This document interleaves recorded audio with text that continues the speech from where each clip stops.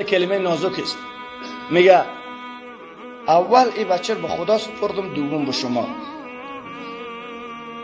به طور مثال به نزد دکتر میره یک کس، دکتر صاحب اول این بچه به الله سپردم، دوم به شما.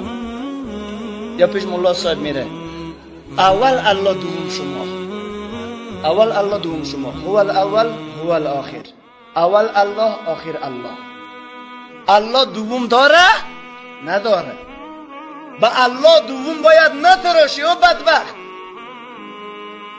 اول میگه الله دوم شما، اول الله بود دوم شما بودیم، اگه شما نمی بودیم تباه شده بودیم. الله دوم نداره. باید بگی به وسیله شما، به کوشش شما، به سعی شما، به تلاش شما، به ذریعه شما. نگه که دوم شما، اول الله دوم شما. نه، یه الفاظ کفری است.